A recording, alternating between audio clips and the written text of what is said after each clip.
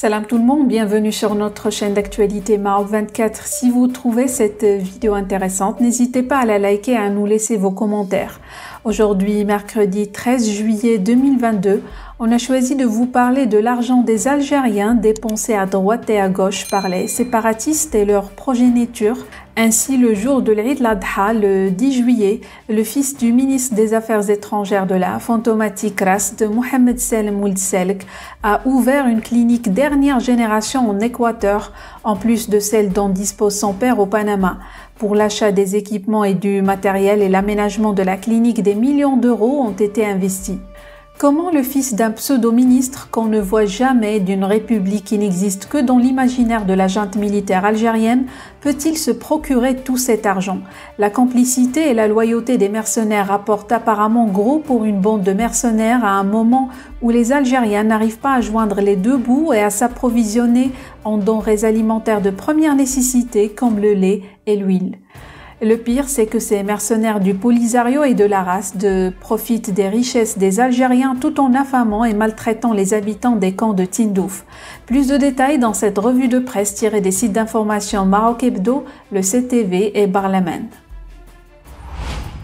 Comment les citoyens algériens vont réagir à la dilapidation de sommes colossales du trésor public pour maintenir sous perfusion une entité fantoche? Ou pire encore, comment les Algériens vont réagir quand ils sauront que leur argent a servi à inaugurer le jour de l'Aïd, une clinique privée de dernière génération en Équateur, pour le compte du fils du prétendu ministre des Affaires étrangères de la RAST, qui lui a déjà une autre clinique privée au Panama en son nom.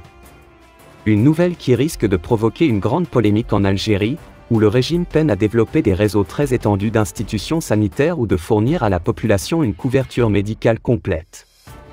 L'échec du système algérien de santé était devenu patent depuis l'avènement de la Covid-19. Administré et financé par l'État, ce système se caractérise par un sous-financement et une allocation inefficiente des ressources, une corruption endémique et un contrôle excessivement centralisé des prestataires de soins médicaux. L'Association sahraoui de défense des droits de l'homme, opposée au front séparatiste du Polisario, accuse Ould Selk d'avoir financé la réalisation de la clinique par les opérations de détournement des aides humanitaires, destinées à la population des camps de Tindouf. Pour sa part, le Forum de soutien aux autonomistes de Tindouf, Forsatin, a choisi de s'intéresser à la véritable destination de l'argent du peuple algérien, qui sert principalement à l'enrichissement des membres de la direction du Polisario et leurs familles, et non à améliorer le quotidien des habitants des camps de Tindouf. Signe de la profonde crise de confiance que traverse la direction du mouvement séparatiste, un média très proche du Polisario a réitéré son appel à une révision et à une restructuration de la diplomatie du Polisario, où Ould Salem est aux commandes de ce département depuis 1998. En octobre 2021, Futuro Sahara, un autre site du Polisario, avait pointé du doigt les disparités entre une minorité de privilégiés et une majorité qui vit dans les camps de Tindouf. Rappelons que la junte militaire algérienne au pouvoir prélève chaque année sur le budget de fonctionnement de l'État pour financer les activités criminelles du Polisario, un montant estimé à plus d'1 milliard de dollars. Et que près de la moitié de cette somme faramineuse va au budget de la défense de la fictive République fantomatique, et que l'essentiel du budget du Polisario est supporté par l'armée algérienne qui fournit carburant, équipement, armement et formation aux quelques 10 000 hommes constituant l'effectif total des combattants séparatistes. Il est à noter que depuis 1976, tous les ministères algériens sans exception sont tenus dans le plus grand secret de contribuer financièrement et matériellement, dans leurs secteurs respectifs, à un soutien indéfectible au Polisario. À titre d'exemple, les dépenses des séparatistes pour l'année 2021 s'élevaient à plus de 1,3 milliard de dollars. À elle seule, la diplomatie du Polisario consomme l'équivalent de près de 250 millions de dollars par an.